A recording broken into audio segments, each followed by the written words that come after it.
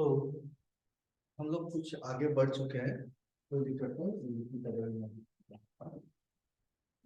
आज का जो टॉपिक होगा हम लोग करते हैं इंस्ट्रूमेंट देखेंगे।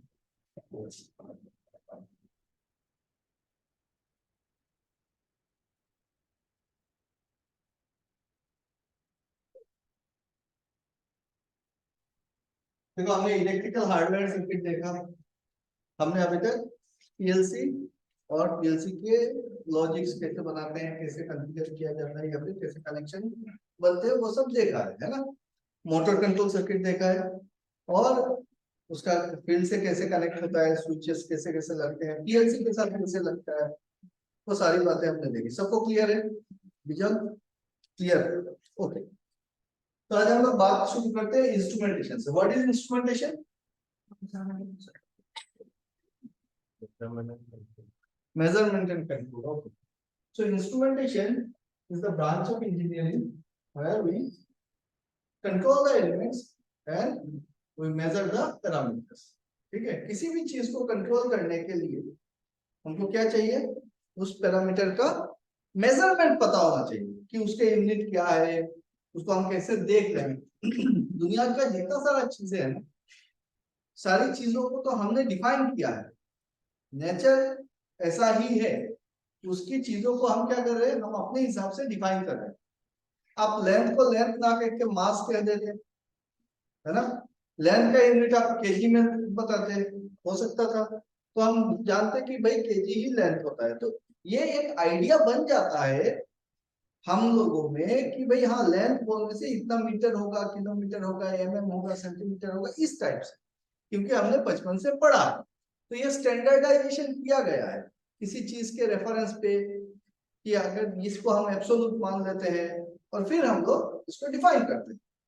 सो इंस्ट्रूमेंटेशन प्रोसेस में हम लोगों को बहुत सारे पैरामीटर्स मेजर करने पड़ेंगे और उनको फिर कंट्रोल करने पड़ेंगे। ठीक, उसमें से जैसे कुछ पैरामीटर्स होते हैं प्रोसेस वेरिएबल्स। क्या बोल रहा हूं? Process variables. प्रोसेस वेरिएबल्स क्या है? क्या है प्रोसेस वेरिएबल्स? ना, प्रोसेस वेरिएबल्स बोलने से क्या समझ में आता है? एग्जैक्टली, जो प्रोसेस से रिलेटेड है किसी भी चीज का, जैसे कि टेम्परेचर,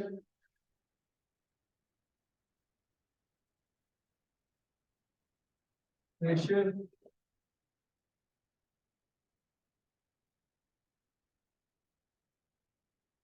फ्लो,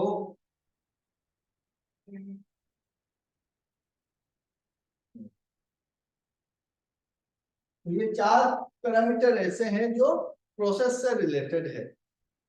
कि कहीं पे भी जाओ, आप एक पावर प्लांट पे चले जाओ तो वहां पे क्या हो रहा होगा? पानी आ रहा होगा, स्टीम बन रहा है ना। तो स्टीम का फ्लो जा रहा है, कितना प्रेशर में वो स्टीम जा रहा है, कितना टेम्परेचर में वो स्टीम जा रहा है, बॉयलर का आउटलेट पे कितना मिल रहा है मुझको, टरबाइन की इनलेट पे कितना मिल रहा है, एग्जॉस्ट साइड पे कितना मिल रहा है। तो ये सारी बातें हमको जाननी होती है, तभी जाके हम प्रॉपर्ली प्रोसेस कर सकते हैं, है ना। फिर हम डिजाइन करेंगे तो अलग अलग इक्विपमेंट का डिजाइन करेंगे तो हमको पता होना चाहिए कि उस इक्विपमेंट का फ्लो कितना होगा, लेवल कितना रहना चाहिए, प्रेशर कितना रखना चाहिए, टेम्परेचर कितना बिल्डअप करना चाहिए, उससे ज्यादा होगा तो क्या होगा। तो वो सारी बातें हम कहाँ पे पढ़ेंगे? प्रोसेस इंस्ट्रूमेंटेशन पे, है ना, प्रोसेस वेरिएबल्स। उसके अलावा और क्या क्या चीजों का मेजरमेंट हमारे लिए जरूरी होगा? जैसे कि वाइब्रेशन हो गया,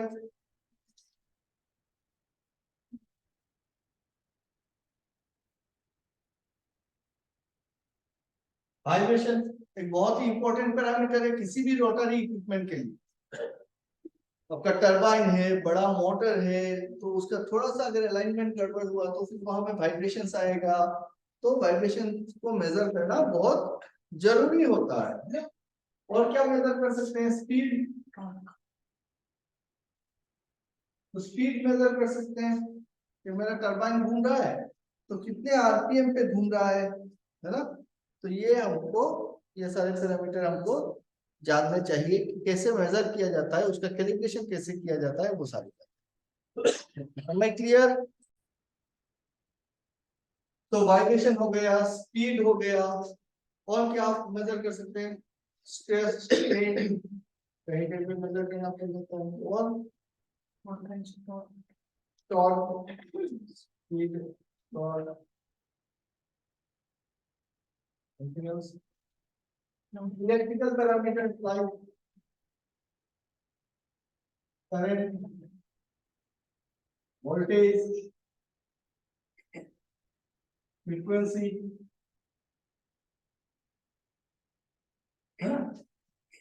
power factor,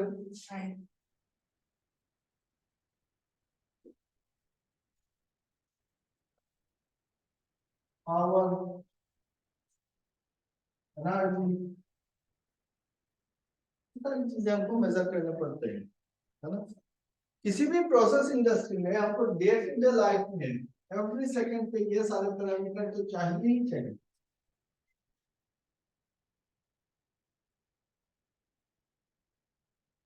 ये सारे क्या है, इसी के ऊपर बेस करके हम लोग अपना बिजनेस चलाएंगे, है ना। ये सब बहुत बहुत इंपॉर्टेंट पैरामीटर है। उसके अलावा आप कहीं पे भी प्रोसेस इंडस्ट्री पे जाते हो, प्रोसेस इंडस्ट्री पे जाते हैं तो क्या करता है, एक वाटर ट्रीटमेंट प्लांट रहता है, पानी चाहिए तो वो पानी फिल्टर्ड वाटर चाहिए या तो डीमिनरलाइज्ड वाटर चाहिए। सो वाटर ट्रीटमेंट प्लांट में जाएंगे तो हमको पानी का पैरामीटर भी तो मेजर करना है। पानी के पैरामीटर में क्या क्या चीजों की मेजर करेंगे, एग्जैक्टली। तो टीडीएस देखेंगे, पीएच देखेंगे, कंडक्टिविटी देखेंगे, है ना, सिलिका मैजिक टेस्ट करेंगे। तो ये सारे पैरामीटर्स मेजर करेंगे, और भी कोई कई सारे पैरामीटर्स आएंगे जो आपको बताओ। तो this parameter we have to measure in any industry. Am I clear?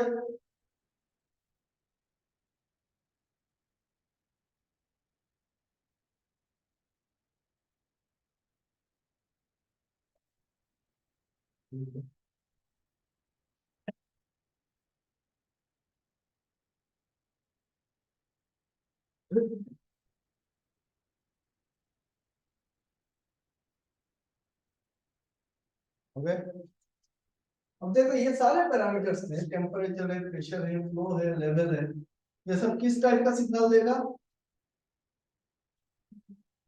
Analogue signal देगा। एनालॉग इनपुट होगा, क्या आउटपुट होगा, एनालॉग, क्योंकि वो फील्ड का चीजें तुम मेजर कर रहे हो, मतलब फील्ड से वो सिग्नल कहाँ जाएगा, पीएलसी या फिर डीसीएस पे जाएगा, मतलब ये हो जाएगा मेरा एनालॉग इनपुट सिग्नल। समझ में आ रहा है, वाइब्रेशन हो गया, स्पीड हो गया, करंट है, वोल्टेज है, फ्रीक्वेंसी है, पावर फैक्टर है, पावर एनर्जी, कुछ भी मेजर कर रहे हैं तो फील्ड का जो पैरामीटर है उसी को मेजर कर रहे हैं। मतलब फील्ड में हम लोग कोई एक इंस्ट्रूमेंट लगाएंगे या फिर कोई सेंसर लगाएंगे और उससे पीएलसी या डीसीएस पे सिग्नल रिसीव करेंगे। तो फील्ड से पीएलसी में आने वाला सिग्नल को हम क्या बोलेंगे, इनपुट बोलेंगे। और ये किस टाइप का सिग्नल होगा, एनालॉग इनपुट सिग्नल होगा, एनालॉग सिग्नल। एनालॉग सिग्नल और डिजिटल सिग्नल में क्या अंतर है,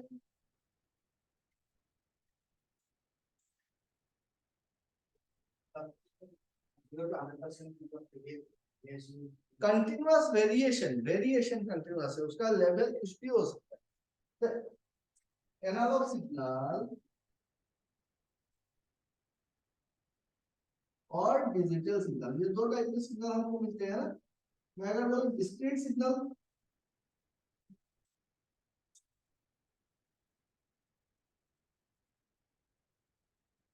डिस्क्रीट सिग्नल, एनालॉग सिग्नल और डिजिटल सिग्नल में क्या अंतर है। आप बोलते हो डिजिटल सिग्नल मतलब सर कंटिन्यूअस नहीं है, analogue signal continuous. Digital signal में पकड़ लो हम क्या देते हैं, वोल्टेज सप्लाई करते हैं या फिर करंट सप्लाई करते हैं, है ना। तो पकड़ रहा हूं मैं वोल्टेज 24 वोल्ट, तो क्या वो कंटिन्यूअसली 24 वोल्ट मेंटेन नहीं कर रहा है?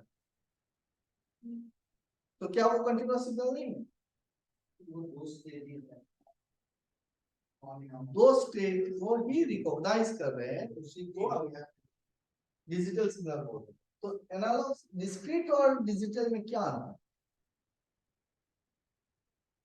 डिस्क्रीट एंड डिजिटल दोनों शब्दों में क्या अंतर है? दोनों सिग्नल क्या अंतर है?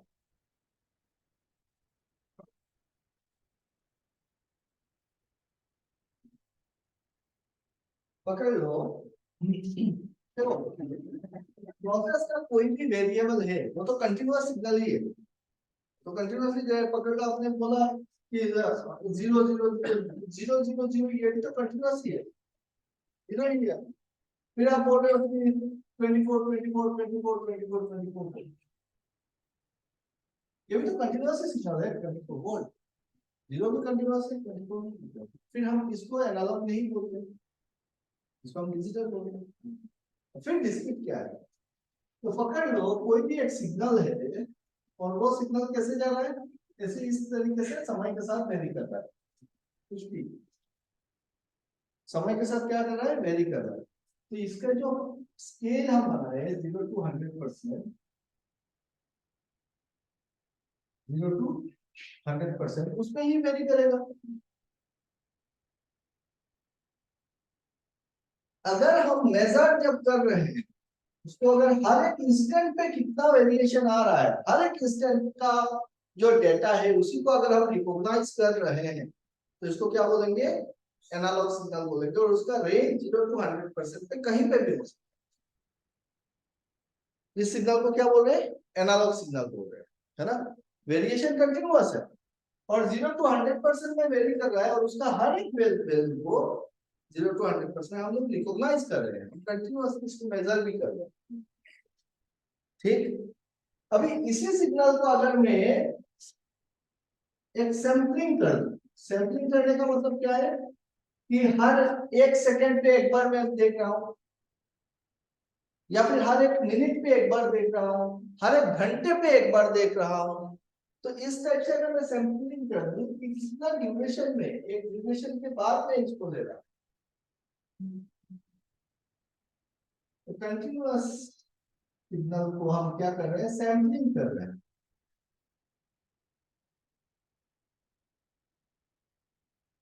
ये क्या सिग्नल बन गया मेरा, डिस्क्रीट सिग्नल बन गया।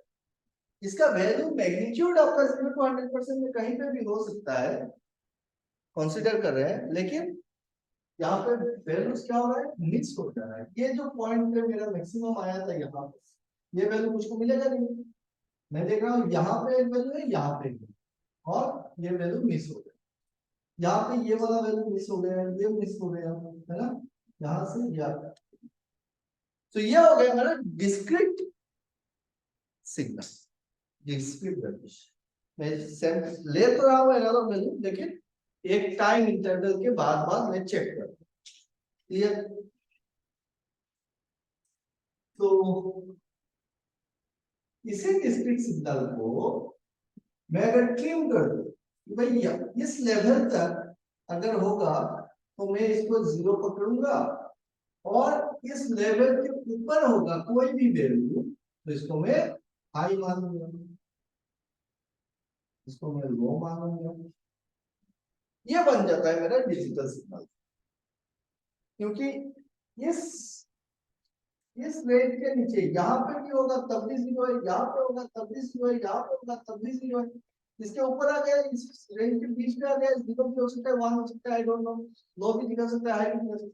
और इस रेंज के ऊपर चाहे ये वैल्यू हो, या फिर ये वैल्यू हो, या फिर ये वैल्यू, तो सबको हम क्या बोल रहे हैं, हाई ही बोल रहे हैं।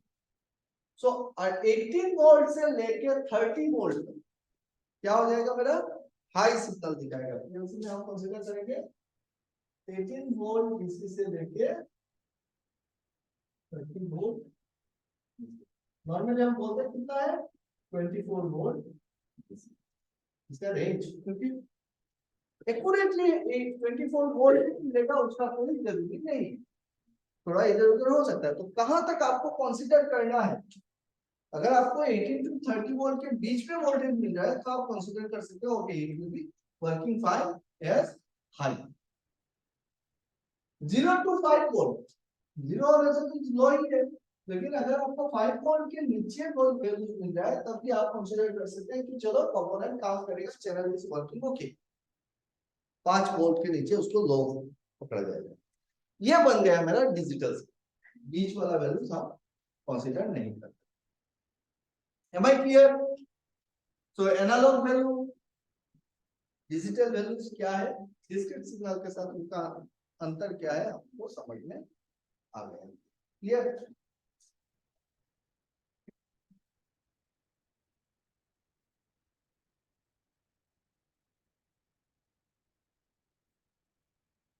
तो एक एक करके शुरू करते हैं, डिस्कस करते हैं। टेम्परेचर, चलो ठीक है टेम्परेचर से। ऑलरेडी टेम्परेचर के ऊपर हमने बहुत बार डिस्कस किया है ना? What is temperature? टेम्परेचर क्या है? क्या है temperature?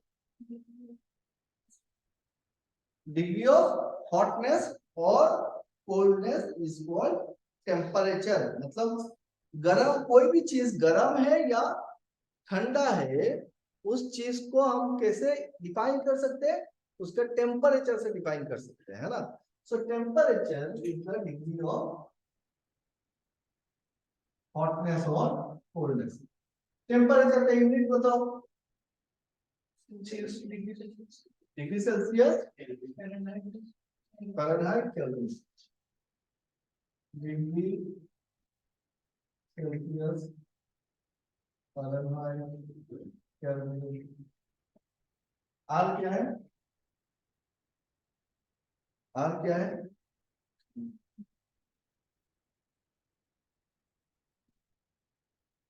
Rankine.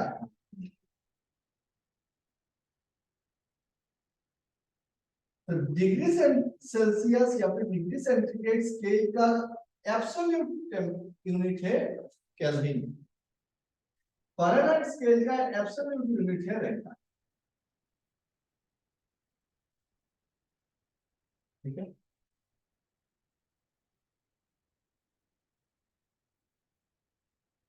0 degree centigrade is equal to how much kelvin?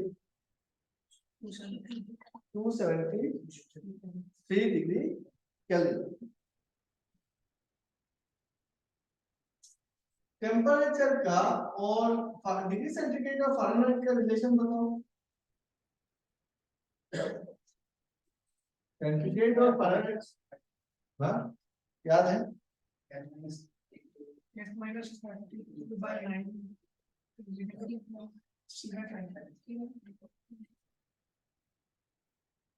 पता है?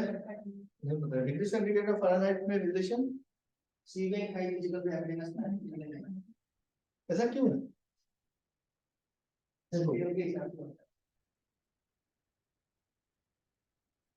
ये पकड़ लो, हमने टेम्परेचर का स्केल बना, ठीक है? इधर मैं ले रहा हूँ डिग्री सेंटीग्रेड स्केल, इधर मैं ले रहा हूँ फ़ारेनहाइट स्केल।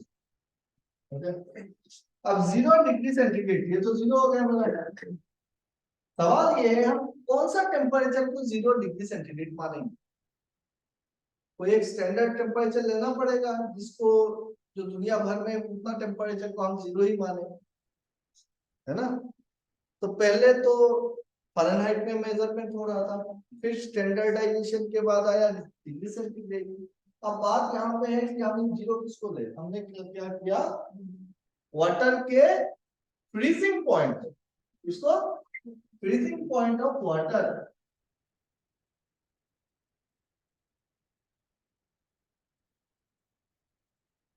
इसको हमने 0 टेम्परेचर मान लिया, 0 डिग्री सेंटीग्रेड हमने बोल दिया फ्रीज। जहां जिस टेम्परेचर पे वाटर क्या होता है, फ्रीज होता है, उसी टेम्परेचर को आप बोलेंगे 0 डिग्री सेंटीग्रेड। अब फिर हमने वाटर को गर्म करना शुरू किया। सो बॉयल करने के बाद जितना टेम्परेचर पे बॉयल हुआ, बॉइलिंग पॉइंट ऑफ वाटर कितने पे बॉयल होता है?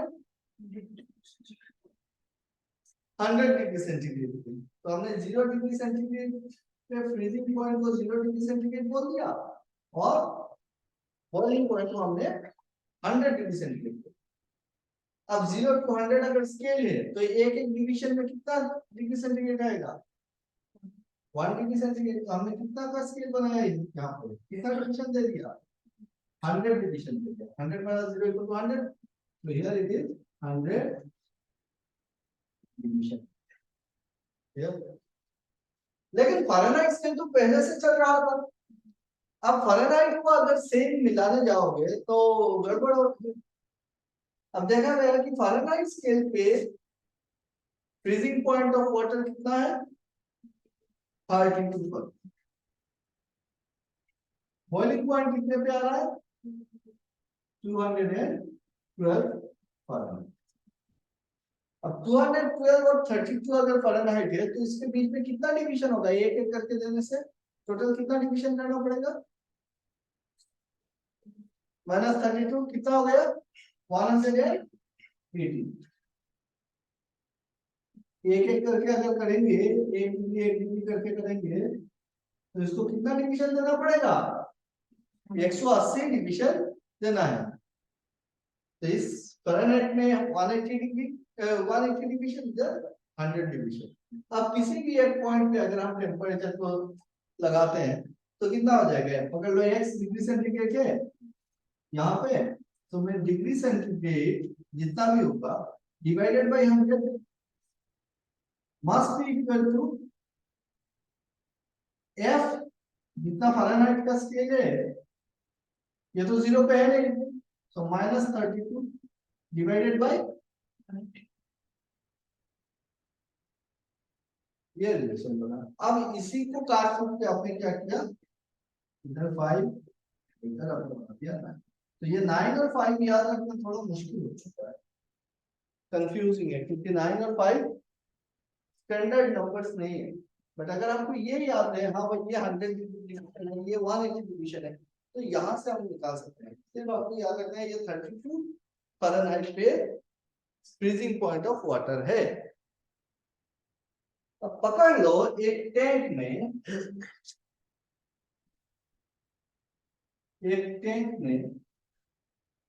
हमने पानी भर दिया।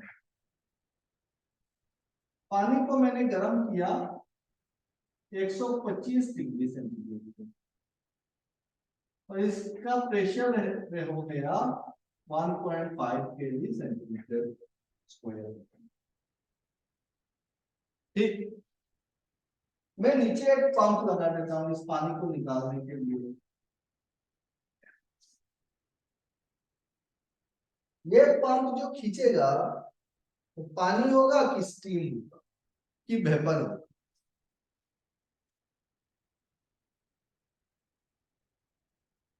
टेम्परेचर 125, प्रेशर 1.5 kg पर सेंटीमीटर स्क्वायर, लगाया है पंप। पंप खींचेगा तो पानी आएगा कि स्टीम आएगा कि आपका वेपर आएगा? क्या होगा?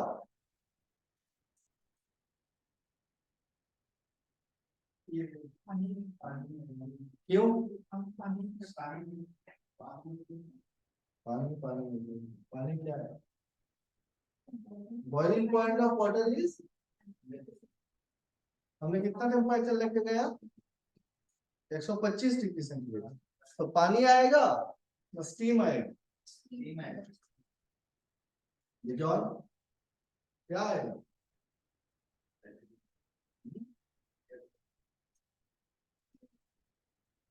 जो क्या आएगा? पानी? पता नहीं, पता नहीं कहाँ से आएगा।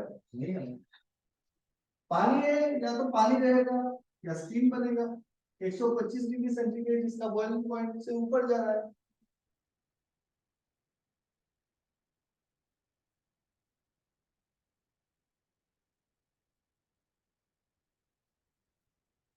तो भाई हम तो पानी पंप लगाए हैं तो पानी ही आएगा। ऐसा है क्या?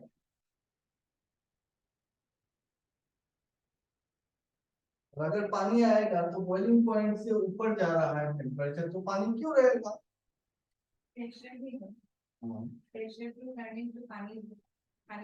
सो बॉइलिंग पॉइंट कभी भी ना, बॉइलिंग पॉइंट अकेले डिफाइन नहीं होता है। Boiling point depends on pressure.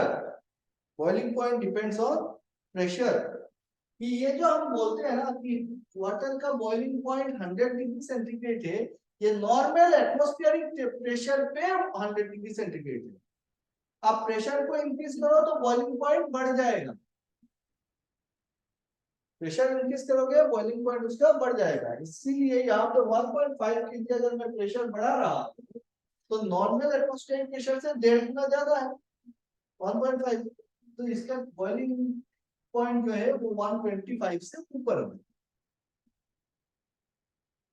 ठीक है, इसीलिए वो 125 डिग्री सेंटीग्रेड पे भी मुझको पानी मिलेगा, स्टीम नहीं मिलेगा। क्लियर? अगर इसका प्रेशर ड्रॉप हो जाए तो ये वेपर बन जाए। आप 125 डिग्री सेंटीग्रेड कर देंगे ना, इसको खोल दो, जैसे पानी निकलेगा वो क्या आ जाएगा, गर्म पानी निकल के भाप बन के उड़ जाएगा, वेपर बनेगा, क्योंकि बाहर में प्रेशर कम है। अगर जब निकले तो उसका टेम्परेचर भी कम होगा तो पानी ही निकलेगा। समझ में आ रहा है बातें? तो boiling point depends on pressure. 100 degree centigrade eight normal atmospheric pressure इसका बॉइलिंग पॉइंट।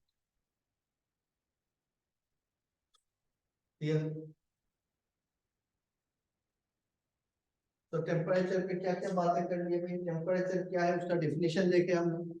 डेफिनेशन क्या बोलेंगे कि डिग्री ऑफ हॉटनेस। बोलो। तो प्रेशर पे बढ़ा दिया, बॉइलिंग पे बढ़ गया तो प्रेशर बढ़ा दिया तो बॉइलिंग पॉइंट पे बढ़ जाएगा। बॉइलिंग पॉइंट बढ़ेगा, हाँ। तो वहाँ पे बॉइलिंग पॉइंट अगर बढ़ गया तो वेपर हो जाना चाहिए था, नहीं तो स्टीम हो जाना चाहिए। बॉइलिंग पॉइंट बढ़ेगा तो कैसे वेपर हो जाएगा? पकड़ लो, इसका बॉइलिंग पॉइंट है 126 डिग्री या फिर 128 डिग्री, 130 डिग्री, 5 डिग्री। मुझको पता नहीं है, वो स्किन टेबल देखना पड़ जाएगा। 130 126 से 130 के अंदर ही होना चाहिए 1.5 kg प्रेशर है। तो अगर 130 डिग्री सेंटीग्रेड इसका बॉइलिंग पॉइंट है तो 130 डिग्री सेंटीग्रेड के बाद 131 डिग्री पे ही ना बॉइल होगा पूरा, उससे पहले वो बॉइल नहीं होगा, गर्म होगा पानी। ठीक है, यहाँ पे 90, ये 100 डिग्री बोलते हैं, ये 99.8 डिग्री सेंटीग्रेड। सो 99 के नीचे होगा तो क्या होगा, गर्म पानी रहेगा वहां पे, आपको स्टीम नहीं मिलेगा, वेपर नहीं मिलेगा, उसके बाद ही बनना चाहिए। ठीक है, प्रेशर को हटा दिया जाए, अब प्रेशर कम कर दो तो बॉइल हो जाएगा। क्या प्रेशर कम करोगे तो, प्रेशर कम करोगे तो बॉइलिंग पॉइंट कम हो जाएगा। तो तुम्हारा टेम्परेचर ऑलरेडी 125 डिग्री सेंटीग्रेड है, तो प्रेशर कैसे कम कर दिया, इसका बॉइलिंग पॉइंट आ जाएगा 100 डिग्री सेंटीग्रेड पे। भाई मॉलिक्यूल्स या लिक्विड है, मतलब मॉलिक्यूल्स क्या है, एक दूसरे से बंधा हुआ है। वेपर बनेगा तो एक दूसरे का वो जो बॉन्ड है वो बॉन्ड टूटेगा, है ना। तो प्रेशर बढ़ाओगे तो पॉइंट को यहाँ पे एक दूसरे से सटा हुआ है। जैसे प्रेशर कम कर दिया, इसका टेम्परेचर है, मतलब इसमें एनर्जी तो है, निकल गया। ठीक।